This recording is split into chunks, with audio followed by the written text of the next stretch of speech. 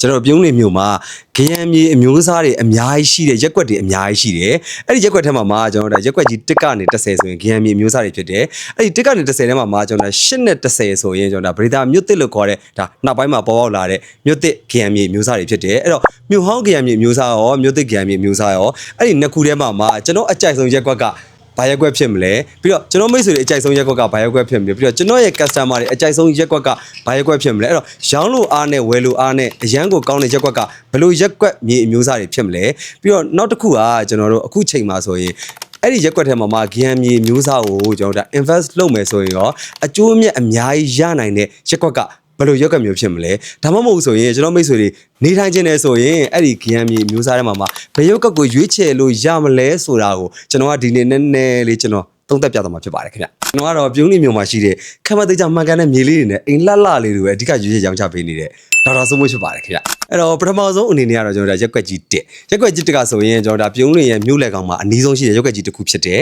ပြီးတော့ကျွန်တော်ဒါပြုံးနေမြို့ရဲ့အထင်ကြီးဘူရာကြီးတို့ပြီးတဲ့ခါကျတော့စက်မှုလက်မှုအစိုးရသိပ္ပံရောင်းတော့ကျုံးနေနဲ့အဲ့လိုကျောင်းနေနဲ့တီရှိတဲ့ကျွန်တော်ဒါရက်ကွက်ကြီးတစ်ခုဖြစ်တယ်အဲ့ရက်ကွက်ထဲမှာဆိုရင်လည်းကျွန်တော်ဒါဂရံမြေမျိုးစားတွေလည်းဖြစ်တယ်ပြီးတော့လမ်းဘက်ဆက်တွေလည်းအားကောင်းတယ်မြို့နယ်လည်းနီးတယ်ပြီးတော့အဲ့ထက်မှာဆိုရင်ကျွန်တော် private school တို့စတင်ကျောင်းတို့ပြီးတော့ဘုန်းကြီးကျောင်းတို့အဲ့လိုအများအပြားရှိတယ်ကျွန်တော်ရက်ကွက်ကြီးတစ်ခုဖြစ်တယ်အဲ့ဒီရက်ကွက်ထဲမှာကျွန်တော်ဒါပေ40 60 60တစ်ကောက်ကိုဝယ်မယ်ဆိုရင်1 square feet ကိုကျွန်တော်ဒါ2သိန်းလုံးနဲ့ရွေးချယ်ဝယ်လို့ရနိုင်တဲ့အနေအထားတစ်ခုဖြစ်တယ်ရွေးချယ်ဝယ်လို့ရနိုင်တဲ့မြေကွက်လေးတွေရှိတယ်လို့ကျွန်တော်တို့မြင်တယ်ပြီးတော့ဒါပေမဲ့ကျွန်တော် customer တွေအကြိုက်ကလည်းရက်ကွက်ကြီး1ကိုတော့လာပြီးတော့မှတောင်းဆိုဝယ်ယူတာတော့ကျွန်တော်ရှိမှာတော်တော်တော့နည်းတဲ့အနေအထားတစ်ခုဖြစ်တယ်ဒါတော့ကျွန်တော်ပုံပွင့်လင်းလင်းသုံးသပ်ပြတာဖြစ်ပါတယ်ခင်ဗျပြီးတော့နောက်တစ်ခုကကျွန်တော်တို့ရက်ကွက်ကြီး2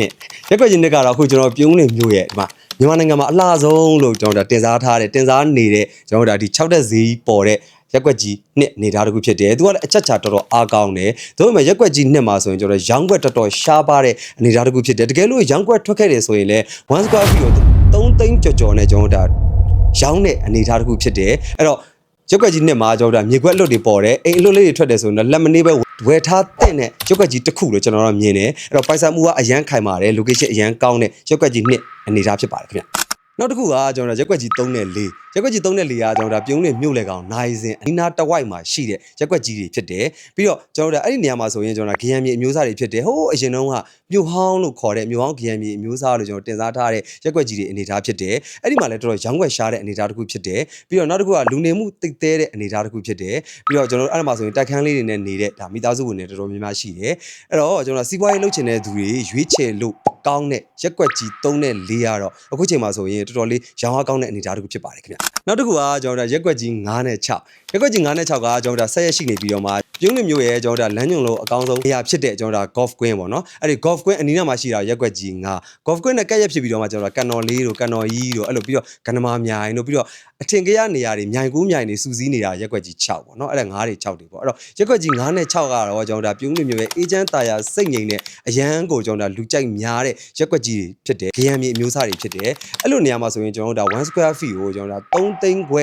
3သိန်းဝန်းကျင်တို့တချို့နေရာအရန်ကောင်းတဲ့ကန်တော်ကြီးပလန်မေးတင်မှာဆိုရင်လည်းဈေးတော်တော်မြင့်ပြီးတော့မှပေးဝယ်ရတဲ့အနေအထားကိုဈေးကွက်မှာရှိနေတာဖြစ်ပါတယ်ခင်ဗျအဲ့တော့ကျွန်တော်မိတ်ဆွေတွေထဲမှာဆိုရင်ပြုံးနေမြို့မှာနေခြင်းနဲ့ဂရံမြေမျိုးစားတွေလိုချင်တယ်ဆိုရင်တော့ရက်ကွက်ကြီး6နဲ့ရက်ကွက်ကြီး9တော့ကျွန်တော်တို့ဒါအယောင်းအဝယ်အလိုက်ဆုံးရက်ကွက်လို့ကျွန်တော်ကတော့မြင်မိပါတယ်နောက်တစ်ခုကကျွန်တော်တို့ရက်ကွက်ကြီးခွန်နဲ့ရက်ကွက်ကြီး9ရက်ကွက်ကြီးခွန်ကကြတော့ကျွန်တော်တို့ရွာသစ်ကလေးလို့ကျွန်တော်တို့နေနေနဲ့အဲ့လိုလေးတင်စားထားတယ်ရက်ကွက်ကြီးခွန်ကလည်းကျွန်တော်တို့မိန်းလမ်းမှာဆိုရင်လည်းဈေးဆိုင်တွေရောအဲ့လိုလူသုံးကုန်ပစ္စည်းရောင်းတဲ့ဆိုင်တွေရောတော်တော်စီကားတဲ့ကျွန်တော်တို့အနော်ထားလမ်းမကြီးကိုတည်ရှိနေတဲ့ဒါရက်ကွက်ကြီးခွန်အမျိုးအစားဖြစ်တယ်ရက်ကွက်ကြီးခွန်မှာဆိုရင်ကျွန်တော်တို့ဘာသာကြားတွေတခြားဘာသာဝင်တွေအများပြားနေထိုင်တဲ့ရက်ကွက်ကြီးတစ်ခုဖြစ်တယ်ပြီးတော့မြို့နယ်လည်းကျွန်တော်တို့မြို့လေကောင်နိုင်စင်းနဲ့လည်းအနီးဆုံးမှာရှိတဲ့ရက်ကွက်ကြီးတစ်ခုဖြစ်တယ်လမ်းမဆက်သွယ်ရေးတော်တော်ကောင်းတဲ့အနေအထားတစ်ခုဖြစ်တယ်ဒါပေမဲ့ရက်ကွက်ကြီးခွန်မှာတော့ကျွန်တော်တို့1 square feet ကို3သိန်းဝန်းကျင်နဲ့လည်းကျွန်တော်တို့ရွေးချယ်ဝယ်ယူလို့ရနိုင်တဲ့ဂရံမြေမျိုးစားတွေမှာပါတဲ့ရက်ကွက်ကြီးတစ်ခုဖြစ်ပါတယ်ခင်ဗျပြီးတော့နောက်တစ်ခုကကျွန်တော်တို့ရက်ကွက်ကြီး9ရက်ကွက်ကြီး9ကတော့ကျွန်တော်တို့ပြုံးနေမြို့မှာကျိုးစောပါအေးဆိုတဲ့ဆိုင်းဘုတ်အနီးနားမှာရှိတဲ့ကျွန်တော်တို့ရက်ကွက်ကြီးတစ်ခုဖြစ်ပါတယ်ခင်ဗျအဲ့တော့ရက်ကွက်ကြီး9မှာလည်းကျွန်တော်တို့ဂရံမြေမျိုးစား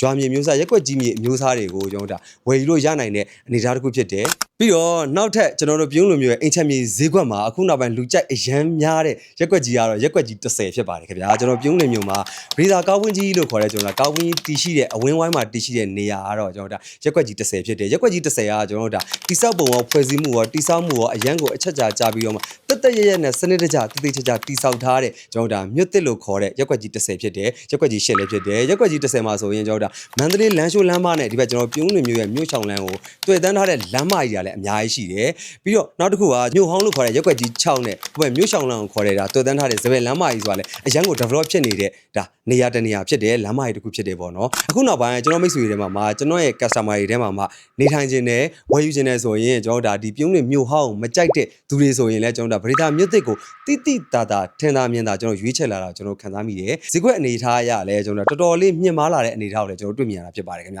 အဲ့တော့ကျွန်တော်မိတ်ဆွေတွေထဲမှာကျွန်တော်ဒီအချိန်မှာဆိုရင်ဝယ်ထားတဲ့ရက်ကွက်ကြီးတွေရတော့ခုနကျွန်တော်ပြောခဲ့တဲ့ရက်ကွက်ကြီး1ကနေ30တန်းမှာဆိုရင်ရက်ကွက်ကြီး6ကိုဝယ်ထားတဲ့ရက်ကွက်ကြီး9ကိုဝယ်ထားတဲ့ရက်ကွက်ကြီး30ကိုလည်းဝယ်ထားတဲ့သို့မဟုတ်ကျွန်တော်ဒါ invest လုပ်ဖို့အတွက်ဒါတစ်ချိန်မှာထပ်ပြီးတော့အမြတ်ဆုံးရခြင်းနဲ့သူတွေအတွက်ဆိုရင်လည်းကျွန်တော်ကြိုက်တာတော့ရက်ကွက်ကြီး8ကိုကြိုက်တယ်ပြီးတော့ရက်ကွက်ကြီးကျွန်တော်တို့ဒါတစ်ကိုကြိုက်ပါတယ်ခင်ဗျကဲကျွန်တော်မိတ်ဆွေများကျွန်တော်အကြိုက်နဲ့ကျွန်တော် customer တွေအကြိုက်နဲ့ကျွန်တော်မိတ်ဆွေတွေအကြိုက်နဲ့ထပ်တူကြမကြဆိုတာအောက်က comment မှာဆွေးနွေးပေးသွားကြပါအောင်ခင်ဗျကဲကျွန်တော်မိတ်ဆွေများမင်္ဂလာပါ